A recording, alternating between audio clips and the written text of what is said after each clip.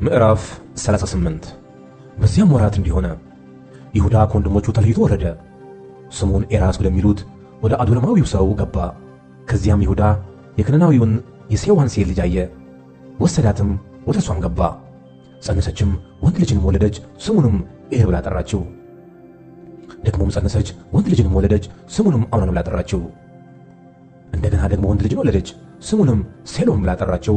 እርሱንም በወለደች ጊዜ ኪዜብ በሚባል አገር ነበረች። ይሁዳም ለበኩር ልጁ ለኤር ትዕማር የምትባል ሚስት አጋባው። የይሁዳም የበኩር ልጅ ኤር በእግዚአብሔር ፊት ክፉ ነበረ፣ እግዚአብሔርም ቀሰፈው። ይሁዳም አውናን ወደ ወንድምህ ሚስት ግባ፣ አግባትም፣ ለወንድምህም ዘር አቁምለት አለው። አውናንም ዘሩ ለእርሱ እንዳይሆን አወቀ። ወደ ወንድሙ ሚስት በገባ ጊዜ ለወንድሙ ዘር እንዳይሰጥ ዘሩን በምድር ያፈሳው ነበር። ይህም ሥራው በእግዚአብሔር ዘንድ ክፉ ሆነበት፣ እርሱንም ደግሞ ቀሰፈው።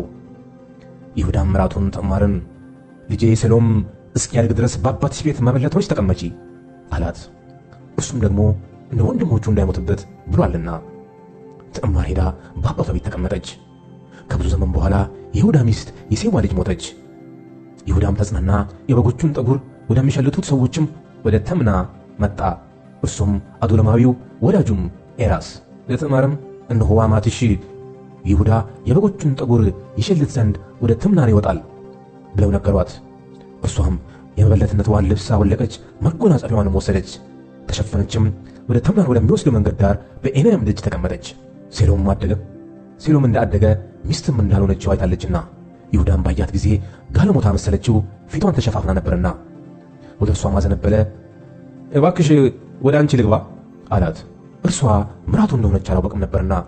እርሷም ወደ እኔ ብትገባ ምን ትሰጠኛለህ አለችው። የፍየል ጠቦት ከመንጋዬ እሰድልሻለሁ አላት።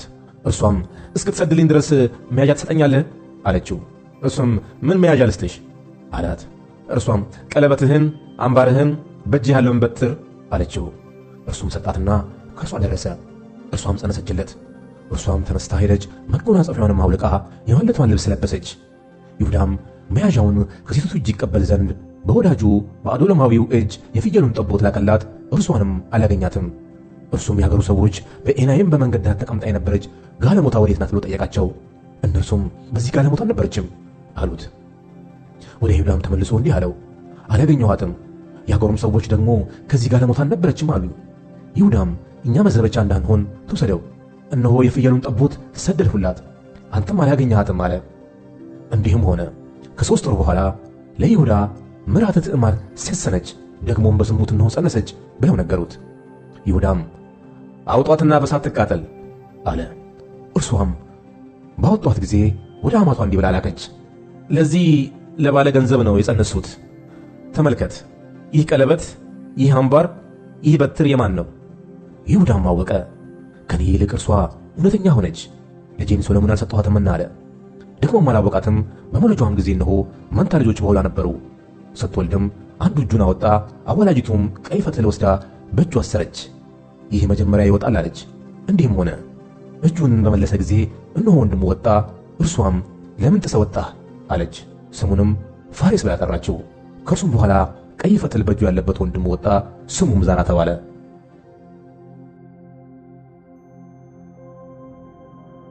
ምዕራፍ 39 ዮሴፍ ግን ወደ ግብፅ ወረደ። የፈርዖን ጃንደረባ የዘበኞቹም አለቃ የሚሆን የግብፅ ሰው ጲጥፋራ ወደ ግብፅ ካወረዱት ከእስማኤላውያን እጅ ገዛው። እግዚአብሔር ከዮሴፍ ጋር ነበረ፣ ሥራውም የተከናወነለት ሰው ሆነ። በግብፃዊው ጌታው ቤት ነበረ። ጌታውም እግዚአብሔር ከእርሱ ጋር እንዳለ እርሱ የሚሠራውንም ሁሉ እግዚአብሔር በእጁ እንዲያከናውንለት አየ። ዮሴፍም በጌታ ፊት ሞገስን አገኘ። እርሱንም ያገለግለው ነበር፣ በቤቱም ላይ ሾመው፣ ያለውንም ሁሉ በእጁ ሰጠው። እንዲህም ሆነ በቤቱ ባለውም ሁሉ ላይ ከሾመው በኋላ እግዚአብሔር የግብፃዊውን ቤት ስለ ዮሴፍ ባረከው። የእግዚአብሔር በረከት በውጭም በግቢም ባለው ሁሉ ላይ ሆነ። ያለውን ሁሉ ለዮሴፍ አስረከበ። ከሚበላውም እንጀራ በቀር ምንም የሚያውቀው አልነበረውም። የዮሴፍም ፊት መልከ መልካምና ውብ ነበረ። ከዚህም በኋላ እንዲህ ሆነ፣ የጌታው ሚስት በዮሴፍ ላይ ዓይኗን ጣለች፣ ከኔም ጋር ተኛ አለችው። እርሱም እምቢ አለ። ለጌታውም ሚስት እንዲህ አላት፣ እነሆ ጌታዬ በቤቱ ያለውን ምን የሚያውቀው የለም፣ ያለውንም ሁሉ ለኔ ያስረክቦኛል። ለዚህ ቤት ከኔ የሚበልጥ ሰው የለም። ሚስቱ ስለሆንሽ ካንቺ በቀር ያልሰጠኝ ነገር የለም። እንዴት ይህን ትልቅ ክፉ ነገር አደርጋለሁ? በእግዚአብሔር ፊት እንዴት ኃጢአትን እሠራለሁ? ይህንም ነገር በየዕለቱ ለዮሴፍ ትነግረው ነበር። እርሱም ከእርሷ ጋር የተኛ ዘንድ ከእርሷም ጋር ይሆን ዘንድ አልሰማትም። እንዲህም በሆነ በዚያ ጊዜ ሥራውን እንዲሠራ ወደ ቤቱ ገባ። በቤቱም ውስጥ ከቤቱ ሰዎች ማንም አልነበረም። ከኔ ጋር ተኛ ስትል ልብሱን ተጠምጥማ ያዘች። እርሱም ልብሱን በእጇ ትቶላት ሸሸ፣ ወደ ውጭም ወጣ። እንዲህም ሆነ ልብሱን ትቶ ወደ ውጭ እንደሸሸ ባየች ጊዜ የቤቷን ሰዎች ወደ እርሷ ጠርታ እንዲህ ብላ ነገረቻቸው። እዩ፣ ዕብራዊው ሰው በእኛ እንዲሳለቅ አግብቶብናል። እርሱ ከኔ ጋር ሊተኛ ወደ እኔ ገባ። እኔም ድምፄን ከፍ አድርጌ ጮኽሁ። ድምፄንም ከፍ አድርጌ እንደ ጮኽሁ ቢሰማ ልብሱን በእኔ ዘንድ ጥሎ ሸሸ፣ ወደ ውጭም ወጣ። ጌታ ወደ ቤት እስኪገባ ድረስም ልብሱን ከእርሷ ዘንድ አኖረች። ይህንንም ነገር እንዲህ ብላ ነገረችው። ያገባህልን ዕብራዊው ባሪያ ሊሳለቅብኝ ወደ እኔ ገባ። እኔም ድምፄን ከፍ አድርጌ ስጮኽ ልብሱን በእጄ ተወና ወደ ውጭ ሸሸ። ጌታውም ባሪያ እንዲህ ያደረገ ብላ የነገረችውን የሚስቱን ቃል በሰማ ጊዜ እጅግ ተቆጣ።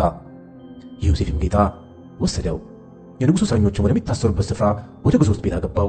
ከዚያም በግዞት ነበረ። እግዚአብሔርም ከዮሴፍ ጋር ነበረ፣ ምሕረትንም አበዛለት። በግዞት ቤቱም አለቃ ፊት ሞገስን ሰጠው። የግዞት ቤቱም አለቃ በግዞት ያሉትን እስረኞች ሁሉ በዮሴፍ እጅ አሳልፎ ሰጣቸው። በዚያም የሚደረገው ነገር ሁሉ እርሱ የሚያደርገው ነበረ። የግዞት ቤቱም አለቃ በእጁ ያለው ነገር ከቶ አላሰበም። እግዚአብሔር ከእርሱ ጋር ነበርና የሚያደርገውንም ሁሉ እግዚአብሔር ያቀናለት ነበር። ምዕራፍ 40 ከዚህ ነገር በኋላም እንዲህ ሆነ። የግብፅ ንጉሥ የጠጅ አሳላፊና የእንጀራ አበዛ ጌታቸውን የግብፅ ንጉሥን በደሉ። ፈርዖንም በሁለቱ ሹማምንቱ በጠጅ አሳላፊዎቹ አለቃና በእንጀራ አበዛዎቹ አለቃ ላይ ተቆጣ። ዮሴፍ ታስሮ በነበረበትም በግዞት ስፍራ በዘበኞቹ አለቃ ቤት አስጠበቃቸው። የዘበኞቹም አለቃ ለዮሴፍ አሳልፎ ሰጣቸው፣ እርሱም ያገለግላቸው ነበር። በግዞት ቤትም አያሌ ቀን ተቀመጡ። በግዞት ቤት የነበሩት የግብፅ ንጉሥ ጠጅ አሳላፊና እንጀራ አበዛ ሁለቱም በአንድ ሌሊት እንደ ሕልሙ ትርጓሜ እየራሳቸው ሕልምን አለሙ። ዮሴፍም ማልዶ ወደ እነርሱ ገባ፣ እነሆም አዝነው አያቸው። በጌታ ቤት ከእርሱ ጋር በግዞት የነበሩትንም የፈርዖን ሹማምንት እንዲህ ብሎ ጠየቃቸው፣ እናንተ ዛሬ ስለምን አዝናችኋል? እነርሱም ሕልምን አለምን፣ የሚተረጉምልን አጣን አሉት። ዮሴፍም አላቸው፣ ሕልምን የሚተረጉም እግዚአብሔር የሰጠው አይደለምን? እስቲ ንገሩኝ። የጠጅ አሳላፊዎች አለቃም ለዮሴፍ ሕልሙን እንዲህ ብሎ ነገረው። በሕልሜ የወይን ዛፍ በፊት የሆነ አየው። በዛፊቱም 3 አረግ አለባት። እርሷም ቅጠልና አበባ ወጣች፣ ዘለላም አንጠለጠለች። የዘለላዋም ፍሬ በሰለ። የፈርዖንም ጽዋ በእጄ ነበረ። ፍሬውንም ወስጄ በፈርዖን ጽዋ ጨመኩት። ጽዋውንም ለፈርዖን በእጁ ሰጠሁት። ዮሴፍም አለው፣ የዚህ ትርጓሜ ይህ ነው። 3ቱ አረግ 3 ቀን ነው። እስከ 3 ቀን ድረስ ፈርዖን ራስን ከፍ ያደርጋል፣ ወደ ቀደመው ሹመት ይመልሳል። ጠጅ አሳላፊ በነበርክበት ጊዜ ስታደርግ እንደነበረው እንደ ቀድሞ ሥርዓትም የፈርዖን ጽዋ በእጁ ትሰጣለህ። ነገር ግን በጎ ነገር በተደረገልህ ጊዜ እኔን አስበኝ፣ ምሕረትንም አድርግልኝ። የኔንም ነገር ለፈርዖን ነግረህ ከዚህ ቤት አውጣኝ። እኔ ከዕብራውያን አገር ሰርቀው አምጥተውኛልና ከዚህ ደግሞ በግዞት ያኖሩኝ ዘንድ ምንም አላደረግሁም። የእንጀራ አበዛዎቹ አለቃም ሕልሙን በመልካም እንደተረጎመ ባየ ጊዜ ዮሴፍን እንዲህ አለው፣ እኔም ደግሞ ሕልም አይቼ ነበረ። እነሆ 3 መሶብ ነጭ እንጀራ በራሴ ላይ ነበረ። በላይኛውም መሶብ ፈርዖን ከሚበላው ከጋጋሪዎች ሥራ ሁሉ ነበረበት። ወፎቹም በራሴ ላይ ከመሶቡ ይበሉ ነበር። ዮሴፍም መልሶ እንዲህ አለው፣ የዚህ ትርጓሜ ይህ ነው። 3ቱ መሶብ 3 ቀን ነው። እስከ 3 ቀን ድረስ ፈርዖን ራስን ከፍ ያደርጋል፣ በእንጨትም ላይ ይሰቅልሃል፣ ወፎችም ሥጋህን ይበሉታል። በሦስተኛውም ቀን ፈርዖን የተወለደበት ቀን ነበረ። ለሰራዊቱም ሁሉ ግብር አደረገ። የጠጅ አሳላፊዎቹን አለቃና የእንጀራ አበዛዎቹን አለቃ በአሽከሮቹ መካከል ከፍ አደረገ። የጠጅ አሳላፊዎቹንም አለቃ ወደ ስፍራው መለሰው፣ ጽዋውንም በፈርዖን እጅ ሰጠ። የእንጀራ አበዛዎቹንም አለቃ ሰቀለው። ዮሴፍ እንደተረጎመላቸው የጠጅ አሳላፊዎቹ አለቃ ግን ዮሴፍን አላሰበውም፣ ረሳው እንጂ።